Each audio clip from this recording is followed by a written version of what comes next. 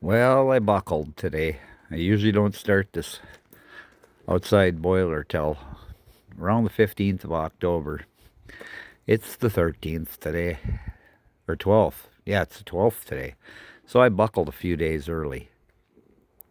So we got the wood boiler going again. These cold mornings here cooled the shop right off. So we're going to make a little smoke. So, yeah, I just couldn't. Yeah, I got work to do in there, and it was kind of a little cool in there, and it just isn't warming up. The sun just isn't doing its job. So I buckled. We're on winter mode now, I guess. Once I start that, I'll shut it down during the days and let it smolder, but I'm gonna have it fired up at night. And I got lots of junk wood around to burn up, so that's exactly what we'll do with it. So. So yeah, that's one of the things we got going around here. So I just thought I'd throw that in here, and I'll bring you Bobby back. Yeah, we got Woody loving on Mama Cow here. Well, I'm hoping that he breeds her, if he hasn't already. She's probably be a little late for her, because she usually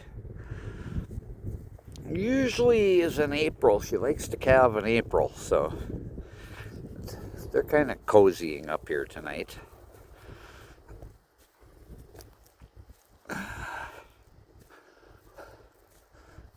There's a little interest here, so hopefully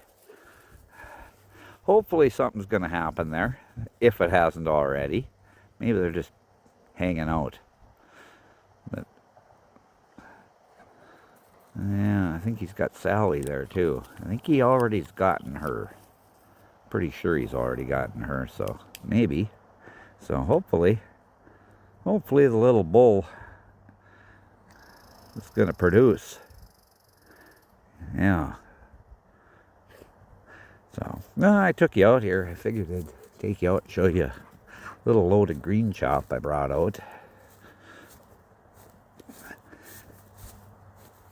I got one more day of this, and then that's going to be the end. Then they're going to be on dry hay. But this is kind of the stuff the flail chopper puts up. Well, I see why they're all kind of wandering around as they want me to kick a little down for them. Having a hard time reaching it, unless you got a long neck like that thing. And that one, she's starving to death. You want to see a wide cow? This is a wide cow. Yeah, that's a tub. Yeah, Ginger, you're a tub. Yeah. So, well, I'm gonna kick a little green chop down for these guys. So, I'll bring you back. Well, here's the last of the flail chopping. Got a little bit to clean up here, and we're all done.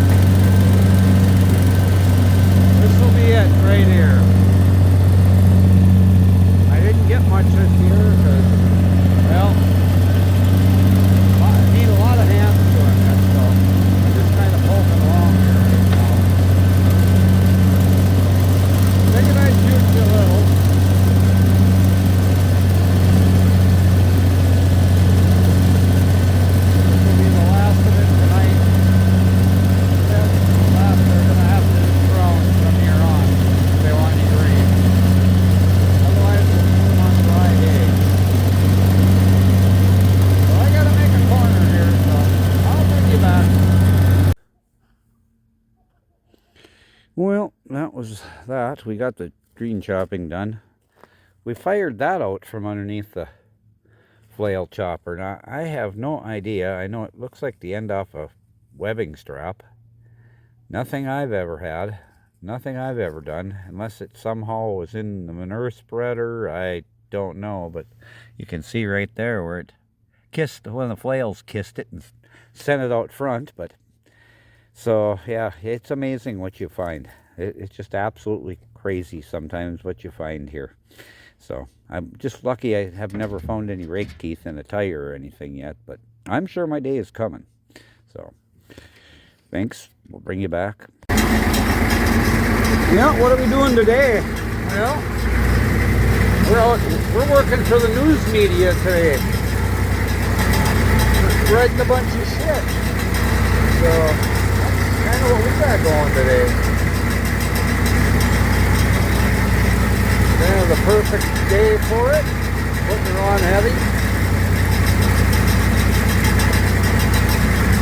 The old comfort tank doing the job. But I think I'm down one too many gears. It's going a little slow. I'm getting her a little heavier. Let's see if I can keep you here and shift at the same time. Oh, yeah, there we go. Yeah, that's what we're doing. Going from little cow dung out today.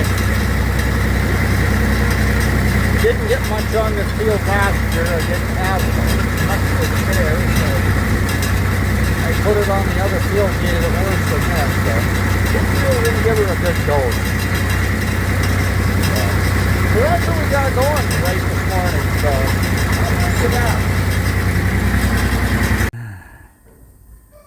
Hey everybody, how's it going today?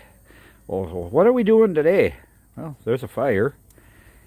We are changing the gasket in this door on the boiler. And I'll tell you what, this is not a fun job. It is slow and tedious, but this is what we're doing. So, yeah, this old gasket, it's been in here for 13 years, so we're getting rid of it, putting a new one in. So, got to get the rest of it out here. And if you guys anybody ever does this, I don't care if it's a little stove or a big stove, that right there, that is the tool. That's what you need. That and an air compressor and some air hose. That is really the key ticket.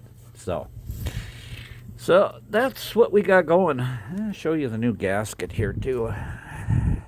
I don't have it with me. I'll when I start putting it in, I'll bring you back. Well, there we go. Got our new gasket in. I got 1 inch for this. I probably could have got 1 1/4 inch, or yeah, 1 1/4 inch. It'll work. This got an adjustable door on it, which is kind of nice. I can adjust it there on both top and bottom. I shut it here dry with the gasket in, and then I put gasket, furnace, stove cement, whatever you want to call it, in the back. So got that all in, got it all cleaned up. So I recommend 2 hours with it before you open or close the door. So that's kind of what I'm going to do. Get the door shut. Just get it shut for now. Get a little wood in there. Keep it smoldering. I do see that I've got a little welding to do on that. So after I get this thing shut for a while, I'll probably come out and pull this latch off. Take it.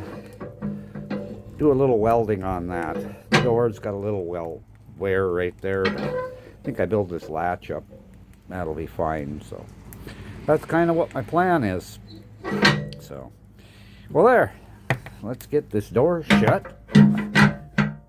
And, well, there you go. So that's my tutorial on doing this. And it's not a fun job, but you know, I had all summer to do this, but let's wait till you know, fall when we need the stove, and then we do it. But that's all right. It's done. So I'm gonna get this thing latched up tight, and I'll maybe have something else for you today. See you later. Thanks. Hey everybody. Well, this is what happens when you get too many roosters and you get tired of them. We're now getting some meat instead of a bunch of roosters. And I found out that stay away from Maria if she's got a knife, because by God, she's good with it. So, nope, we're skinning these out and just saving the legs and the thing. They're laying roosters, so not a whole lot of meat, but hey, a few meals here. So anyway, I'll let you go. I'll bring you back. I can't even get to the field and they gotta eat.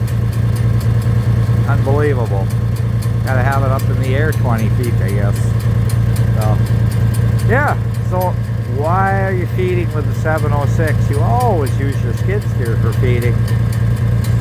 Well,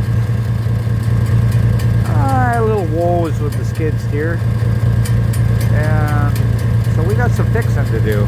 I'll bring you back on that, but in the meantime, I'm going to try to get this bale out here before they devour it all right off the bale spear. So, okay, I'll bring you back here in a little bit and show you what my woes were. Yeah, I brought you back again. Thought I'd show you a little update on Woodrow.